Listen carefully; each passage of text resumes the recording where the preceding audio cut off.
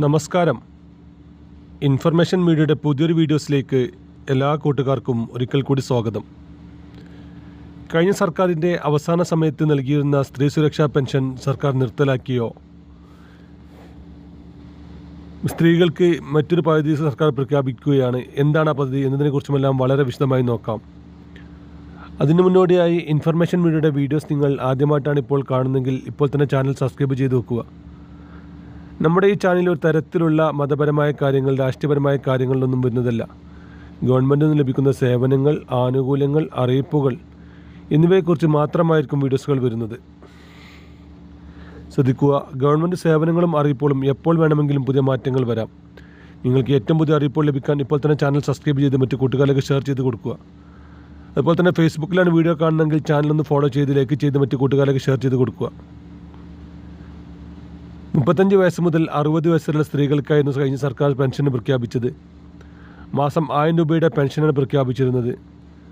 ഒരുപാട് പ്രാവശ്യം അക്ഷയ കേന്ദ്രങ്ങളിലും മറ്റ് ഓൺലൈൻ സെൻ്ററുകളിലും കയറി ഇറങ്ങി അപേക്ഷ സമർപ്പിച്ച ആളുകൾക്ക് 2 മാസത്തെ പെൻഷനാണ് ലഭിച്ചിരുന്നത്. പിന്നീട് പുതിയ സർക്കാർ അധികാരത്തിൽ വരികയും ഈ ഒരു പെൻഷൻ ലഭിച്ചിരുന്നുമില്ല. 2 മാസത്തെ പെൻഷൻ മാത്രമാണ് ലഭിച്ചിരുന്നത്. എന്നാൽ ഇപ്പോൾ സർക്കാർ ഈ പദ്ധതി ഉപേക്ഷിച്ച രീതിയിലാണ് ഇപ്പോൾ സർക്കാരിന് മുട്ടുകളിൽ നിന്ന് നമുക്ക് മനസ്സിലാകുന്നത്.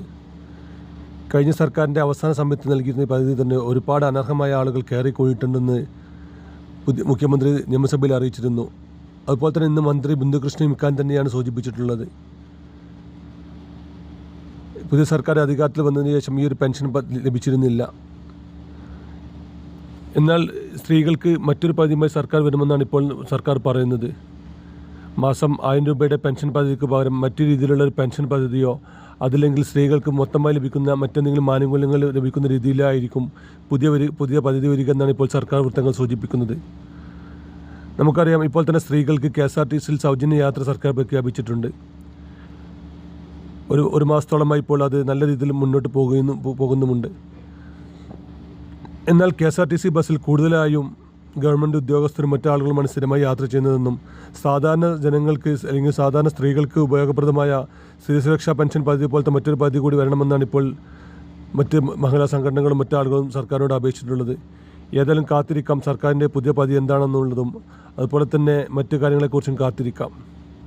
ഇനി നമ്മൾ നോക്കാൻ പോകുന്നത് റേഷൻ കാർഡിനെ കുറിച്ചാണ്. നമുക്കറിയാം, വെള്ള നീല റേഷൻ കാർഡുകൾ ഉപയോഗിക്കുന്ന ആളുകൾക്ക് ഇപ്പോൾ ചുവപ്പ് റേഷൻ കാർഡിലേക്ക് മാറാൻ അവസരമുണ്ട്. സർക്കാരിൻ്റെ ഒരുപാട് ആനുകൂല്യങ്ങൾക്ക് ഈ ഒരു ചുവപ്പ് റേഷൻ കാർഡ് അത്യാവശ്യമാണ്. സർക്കാർ ഏതെങ്കിലും തരത്തിലുള്ള പെൻഷൻ പദ്ധതിയുമായി വരികയാണെങ്കിൽ ഈ ചുവപ്പ് അതുപോലെ തന്നെ മഞ്ഞ റേഷൻ കാർഡുള്ള ആളുകൾക്കായിരിക്കും സർക്കാർ പ്രഖ്യാപിക്കുക. നിർബന്ധമായിട്ടും അർഹതയുള്ള ഒരുപാട് ആളുകൾ ഇപ്പോഴും വെള്ള റേഷൻ കാർഡുകൾ കൈവശം വെക്കുന്ന ഒരുപാട് ആളുകളുണ്ട്. അങ്ങനെയുള്ള ആളുകൾക്ക് ഇപ്പോൾ ചുവപ്പ് റേഷൻ കാർഡിലേക്ക് മാറാൻ അവസരമുണ്ട്. ഓൺലൈൻ വഴി അക്ഷയ കേന്ദ്രങ്ങൾ വഴിയാണ് നിങ്ങൾ അപേക്ഷ സമർപ്പിക്കേണ്ടത്.